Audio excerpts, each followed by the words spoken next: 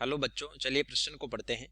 Copper plus ion जलीय विलयन में स्थायी नहीं होता है क्योंकि ABCD 4 विकल्प दिए, सही विकल्प का चयन करना है। तो चलिए प्रश्न की मुख्य अवधारणा पे बात करते हैं। खे अवधारणा, जलयोजन ऊर्जा एक निकलने वाली ऊर्जा होती है, यानी कि ऊष्माक्षेपी प्रोसेस है। निकलने वाली ऊर्जा होती है,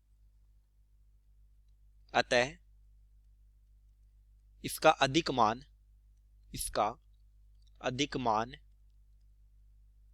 स्थायित्व को बढ़ाता है। यानी ये जितना ऋणात्मक मान रखेगा उतना ही स्थायित्व आएगा। कि कॉपर +1 आयन है,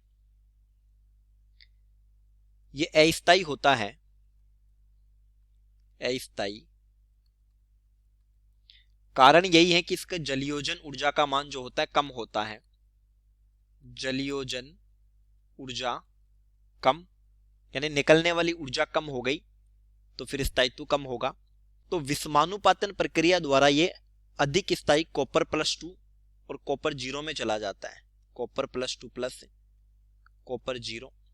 देखिए विषमानुपातन का मतलब होता है कि वही तत्व एक बार ऑक्सीकरण प्रदर्शित करे और वही तत्व एक बार अपचयन प्रदर्शित करे। तो कॉपर +1 से +2 तो ये ऑक्सीकरण हो गया, ऑक्सीकरण अंक में वृद्धि हुई है। और कॉपर +1 से 0 तो ये अपचयन हो गया। अर्थात कॉपर +1 विषमानुपातन द्वारा अधिक स्थायी कॉपर +2 में चला जाता है, या कॉपर +2 में ऑक्सीकृत हो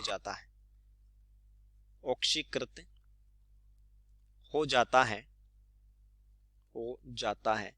अब बात करते हैं कि कॉपर +2 क्यों स्थायी है, जबकि इसको कॉपर +2 आयन में बदलने के लिए Ip का मान दोगुना हो गया, आयनन ऊर्जा का मान दोगुना हो गया। तो जब कॉपर को कॉपर +2 में ले जाया जाएगा तो यहां पर 2Ip यानी Ip के 2 मोल आवश्यक होंगे। Ip का मतलब है आयनन ऊर्जा।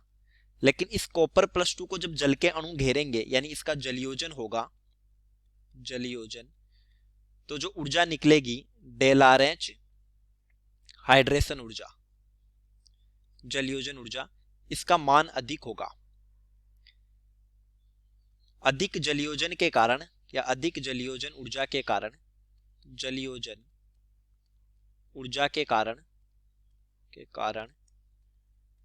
कॉपर +2 स्थायी है। यानी Ip आयनन ऊर्जा देने वाली ऊर्जा है और जलयोजन ऊर्जा निकलने वाली ऊर्जा है। तो निकलने वाली ऊर्जा देने वाली ऊर्जा को संतुलित करती है, और जब भी सिस्टम की ऊर्जा बाहर निकलती तो स्थायित्व बढ़ता है। तो चलिए विकल्प का पता करते हैं। ए में कहा है कि कॉपर की द्वितीयक आयनन एंथैल्पी प्रथम आयनन एंथैल्पी से कम होती है। देखिए एक बात नोट करते हैं कि क्रमागत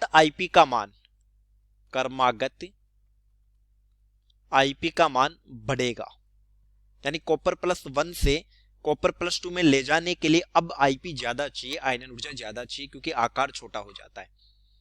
बी दिए हैं कॉपर की द्वितीयक आयनन एंथैल्पी के बड़े मान की क्षतिपूर्ति कॉपर +2 एक्वस की अत्यधिक ऋणात्मक जलयोजन ऊर्जा द्वारा की जाती है। यानी कॉपर +2 जलयोजन से कॉपर +एक्वस में चला गया और ये Ip को संतुलित करता है। तो बी हमारा सही उत्तर हो जाएगा। उत्तर हो गया बी। चलिए उम्मीद करता हूं प्रश्न समझ आया होगा। धन्यवाद।